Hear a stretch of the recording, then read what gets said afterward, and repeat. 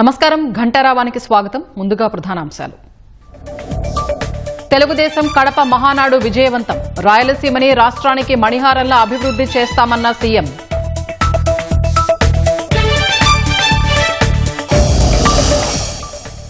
ఆర్థిక నేరస్తులు ఉగ్రవాదుల్లాంటి వారేనన్న చంద్రబాబు. వారి గుండెల్లో రైళ్లు పరిగెత్తిస్తామని గట్టి హెచ్చరిక.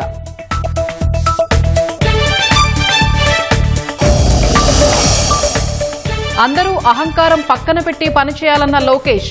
నేలపైనే ఉండి ప్రజలకు సేవ చేయాలని పిలుపు.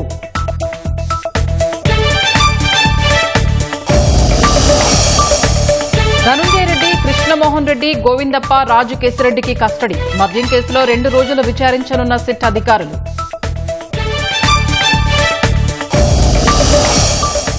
విజయనగరం పేలుళ్ల కుట్ర కేసులో ఎన్ఐఏ ముమ్మర దర్యాప్తు. హైదరాబాద్ లో సిరాజు సమీర్ కు టచ్ లో ఉన్న వారి ఇళ్లలో సోదాలు.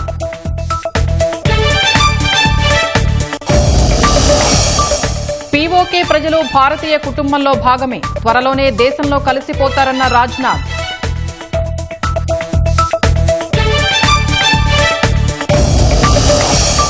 ఆయుధాల సరఫరాపై వాయుసేన అధిపతి సంచలన వ్యాఖ్యలు. గడువులోగా ప్రాజెక్టు పూర్తి కానప్పుడు ఒప్పందాలు ఎందుకని ప్రశ్న.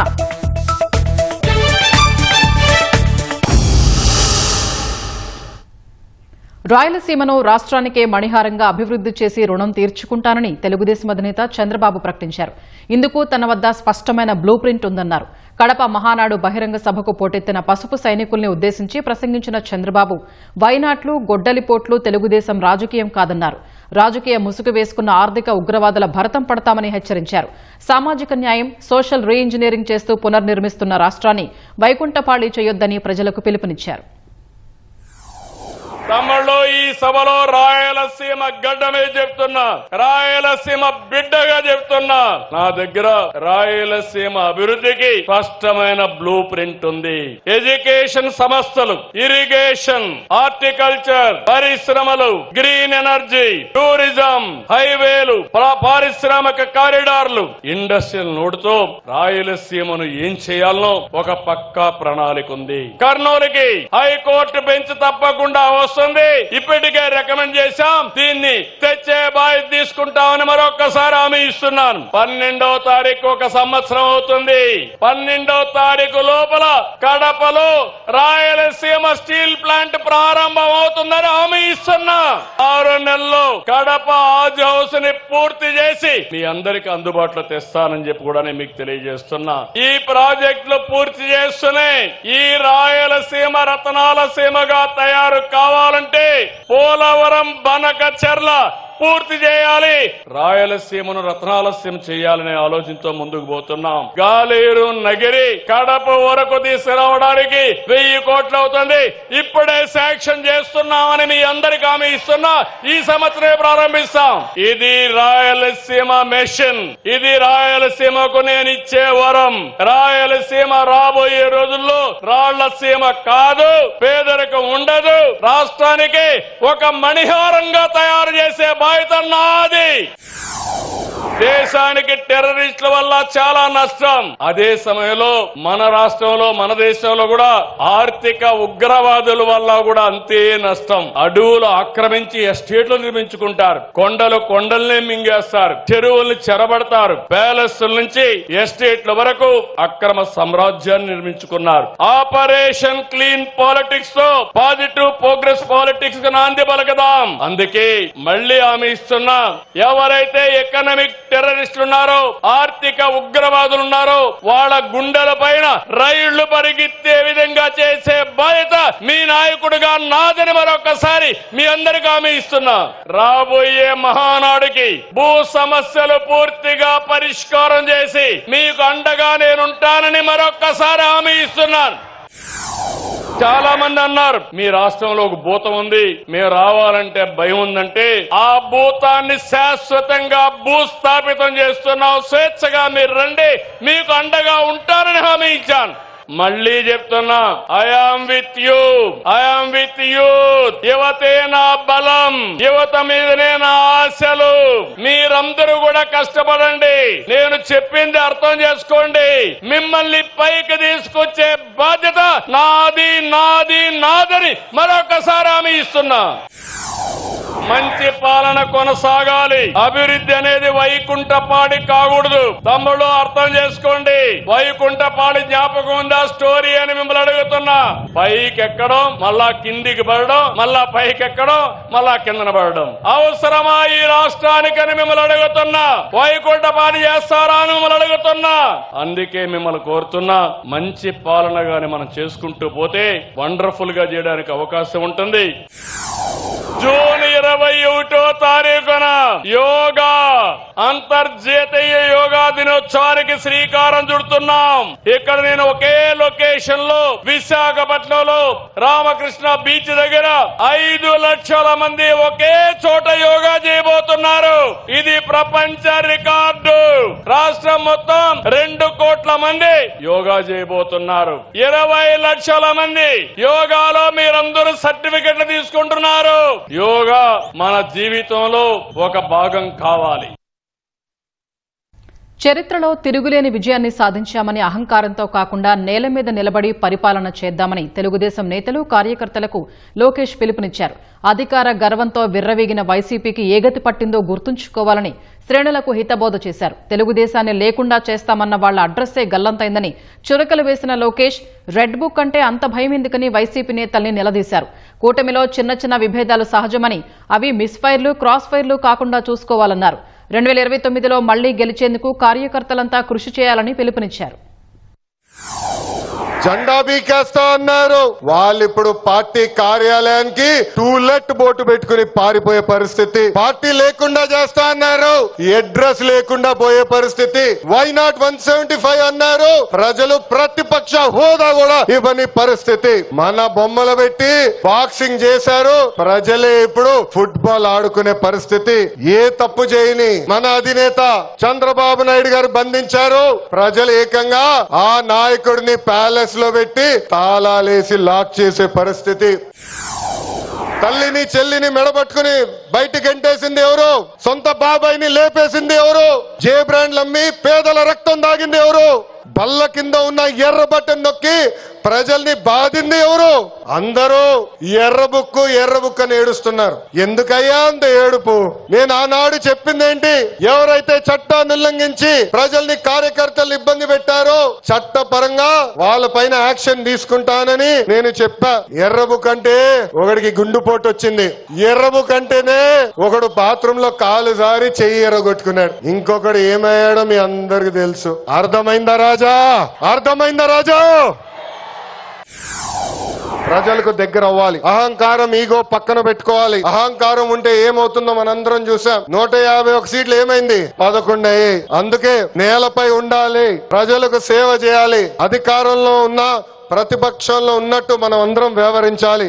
చిన్న కుటుంబంలోనే సమస్యలు ఉంటాయి. 3 పార్టీలు కలిసినప్పుడు చిన్న సమస్యలు రావటం సహజమే. ఈగోలు పక్కన పెట్టండి, అందరం కలిసి పనిచేద్దాం. విడాకులు, మిస్ఫైర్లు, క్రాస్ ఫైర్లు ఎట్టి పరిస్థితుల్లో జరిగేదానికి లేదని ఈ సభాముఖ కార్యకర్తలందరికీ నేను తెలుపుతున్నా.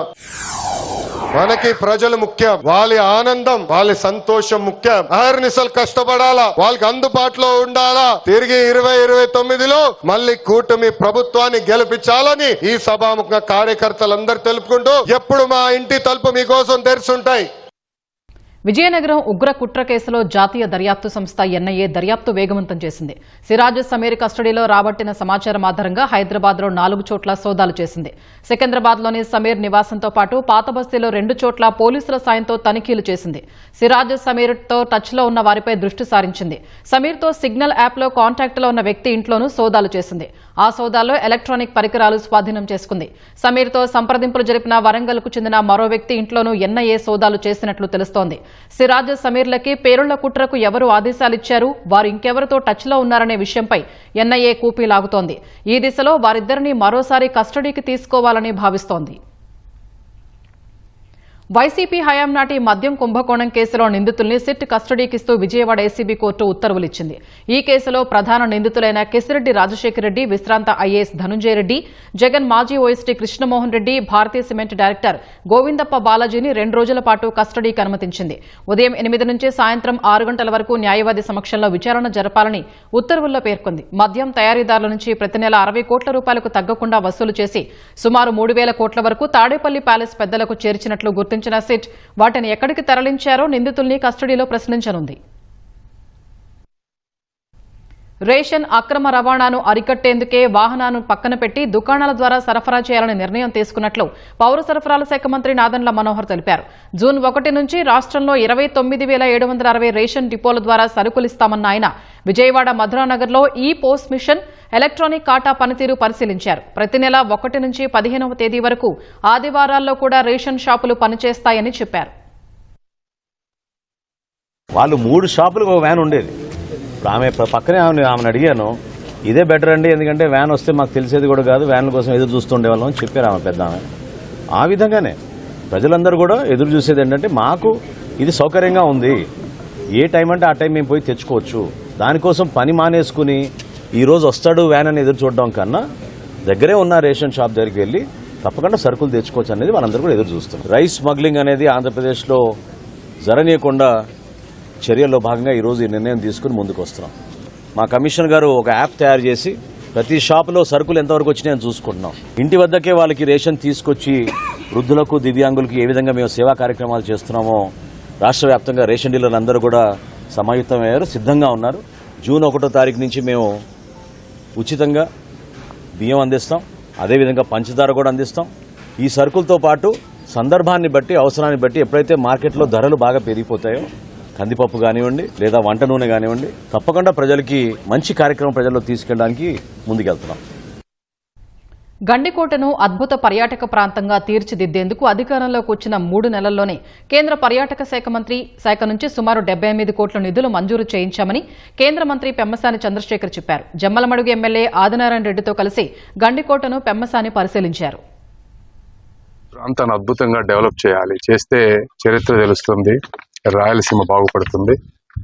అందుకనే గవర్నమెంట్ వచ్చిన తర్వాత మొదటి 3 నెలల్లో టూరిజం మినిస్టర్ గారి దగ్గర కూర్చొని డిపిఆర్ ఇక్కడి నుంచి సిద్ధం చేసుకొని వ్యూస్ అన్ని డెవలప్ చేయడానికి 28 కోట్లు, బోటింగ్ ఇన్ఫ్రాస్ట్రక్చర్ కి 12 కోట్లు, విజిటర్ ఫెసిలిటీస్ వాళ్ళ మొబిలిటీకి అవన్నీ కలిపి దాదాపు 27 కోట్లు, ఈ విధంగా సిటీ మొత్తాన్ని డెవలప్ చేసే విధంగా 78 కోట్ల రూపాయలు వచ్చింది. మాధవరావు స్వామి టెంపుల్ లో ఉన్నటువంటి విగ్రహ ప్రతిష్టంభన అనేది లేదు అని చెప్తా ఉన్నారు. అసలు అయితే నేనైనా చేపించి ఇక్కడ మళ్ళీ ఏ విధంగా దాన్ని పునః ప్రతిష్టంభన చేయాలి అనే విధంగా ఆలోచిస్తాం.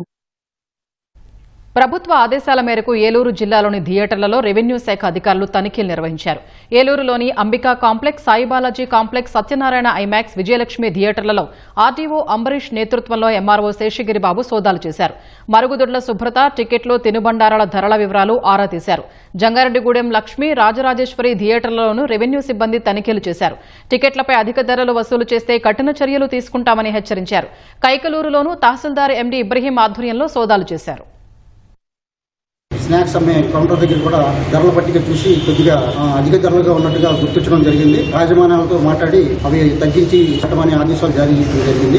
ఫైర్ కూడా పరిశీలించడం జరిగింది. అదేవిధంగా వచ్చే ప్రజలకు ఇబ్బంది లేకుండా వాళ్ళకి మౌలిక సదుపాయాలు క్రమంగా అందేటట్టు మరియు వారిని గౌరవించే విధంగా ప్రవర్తించవలసిందిగా ఆదేశాలు జారీ చేయడం. సాధారణ మధ్యతరగతి కుటుంబం ఈ రోజున థియేటర్లకు వెళ్లే పరిస్థితి లేదు. ఈ థియేటర్ టికెట్ల రేటు పెంచడం ఒక విషయం అయితే, లోపల తినుబండారాలు, వాటర్ బాటిల్ అని, క్యాంటీన్లు ఏర్పాటు చేసి మాఫియాలా తయారయ్యి సాధారణ మధ్యతరగతి యొక్క జేబుల్ని కొల్లగొడుతున్నారు.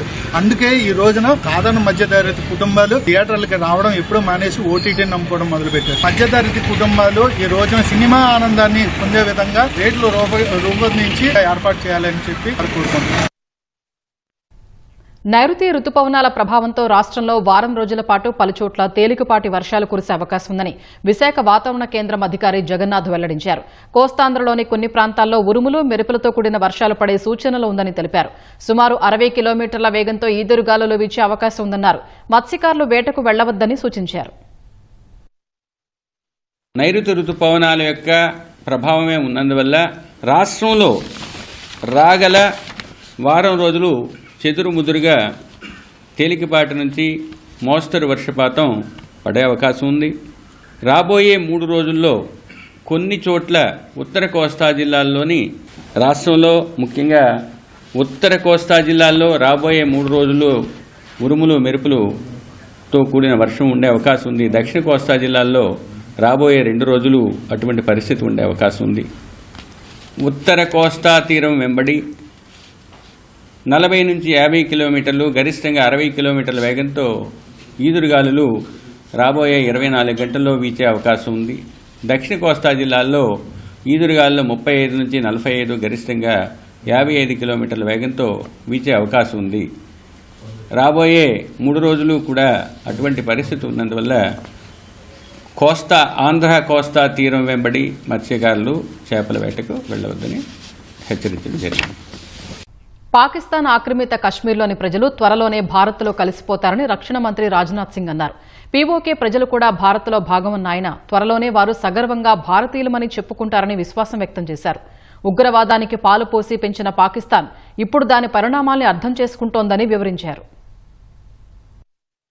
ఢిల్లీలో సిఐఐ బిజినెస్ సమ్మిట్ లో పాల్గొన్న రక్షణ మంత్రి రాజ్నాథ్ సింగ్ పాక్ ఆక్రమిత కశ్మీర్పై కీలక వ్యాఖ్యలు చేశారు. పీఓకేలోని ప్రజలు భారతీయ కుటుంబంలో భాగమని తెలిపారు. పీఓకే ప్రజలు తిరిగి భారత ప్రధాన స్రవంతిలో కలిసిపోయే రోజు దగ్గరలోనే ఉందని వ్యాఖ్యానించారు. పీఓకే ప్రజలను కొందరు తప్పుదోవ పట్టిస్తున్నారని వివరించారు. పెంచి పోషించిన ఉగ్రవాదం వల్ల పాకిస్తాన్ ఇప్పుడు భారీ మూల్యం చెల్లించాల్సి వస్తుందని గుర్తు చేశారు. పాకిస్తాన్తో భారత్ వ్యవహరించే తీరు ఇటీవల పూర్తిగా మారిందని స్పష్టం చేశారు.